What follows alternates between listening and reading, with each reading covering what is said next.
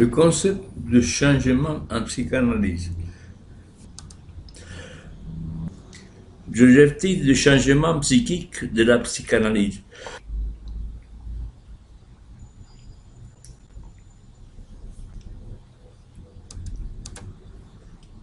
Nous pouvons dire que la psychanalyse a commencé comme une procédure thérapeutique et n'a jamais cessé d'être ainsi. L'objectif principal a été et est aujourd'hui de parvenir à la guérison.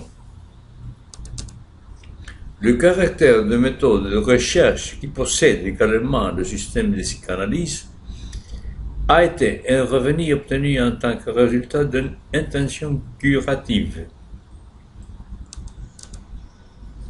Au fil du temps, la thérapie et la recherche ont formé une unité indissoluble qui rend impossible de donner une si ne se produit pas l'autre.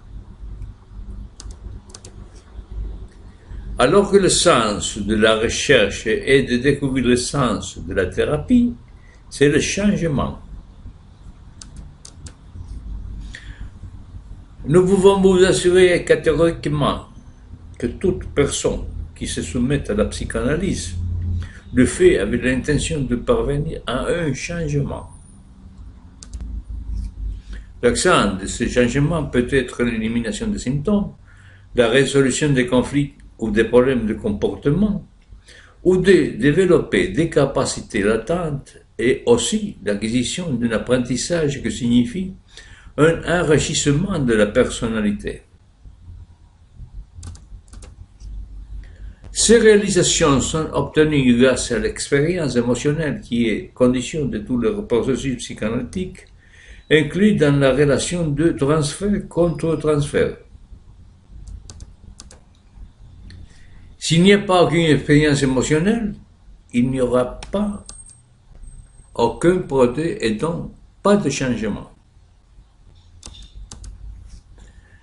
Bien qu'il est bon de souligner que pas de toute expérience émotionnelle dans une analyse peut signifier progrès.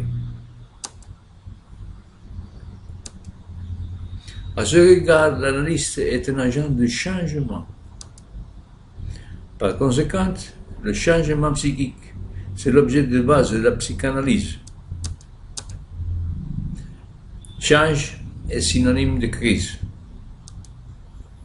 En outre, il est important de savoir que le changement est synonyme de crise.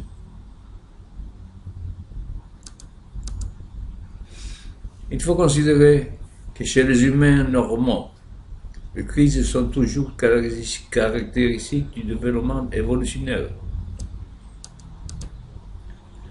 Telles que la puberté, la ménopause et la crise de l'âge mûr de la vie, qui sont directement liées aux événements qui déterminent des changements majeurs dans la façon dont nous vivons. Comme l'initiation de la vie sexuelle, génitale, le mariage, la séparation de famille, la choix de carrière, le changement d'emploi, la retraite, la naissance des enfants, la mort des très chers, etc. Voilà tout ce qui nous dit que le temps et la vie passent et qu'il faut la vivre en fonction de changements progressifs. Un autre groupe de la crise sont ceux qui sont directement liés à la pathologie psychologique ou somatique.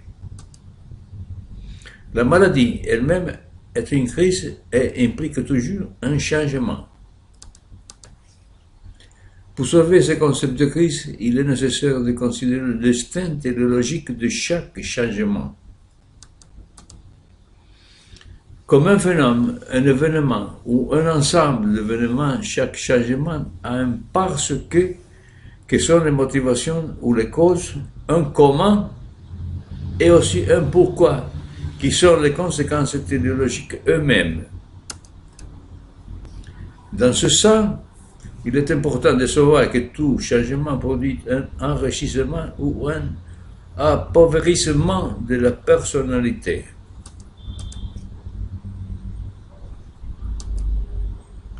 Comment cela dépend? Le résultat dépendra de comment il fait le changement. Alors, parce que, comment et pourquoi sont fondamentaux pour prendre en considération tous les aspects du processus de changement.